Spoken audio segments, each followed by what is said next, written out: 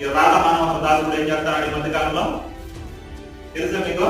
ఆయన యూట్యూబ్ లో బాగా ఫేమస్ అయిపోయినాడు. ఎలా? వాస్తవాలు చెప్పి కాదు, అబద్ధాలు చెప్పి. ఒక వ్యక్తి ఫేమస్ కావాలంటే ఒకటి గొప్ప సంగతులు చెప్పాలి, రెండో రకంగా కూడా ఫేమస్ అవ్వచ్చు. ఎలా తెలుసా? ఎలా అవ్వచ్చు?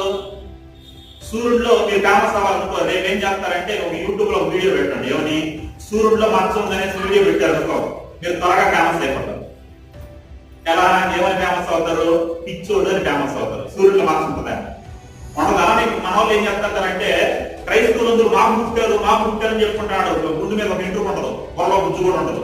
మాకు పుట్టారు ఈ క్రైస్తవులందరూ అనేసి బూత్ మాటలు మాట్లాడుతున్నాడు. హల్లెలూయా. యేసుక్రీస్తుని బైబిల్ బొగడా బైబిల్ అనేసి రకరకాలుగా మాట్లాడుతూ ఉంటారు. ఎందుకంటే క్రైస్తవులు కాబట్టి మనం సహనంగా ఉంటాం, ఓర్పుతో ఉంటాం కాబట్టి. మిగిలిన మతాల వారిని అన్నారు ఏం చేస్తారు? కింద బాంబు పెడతారు.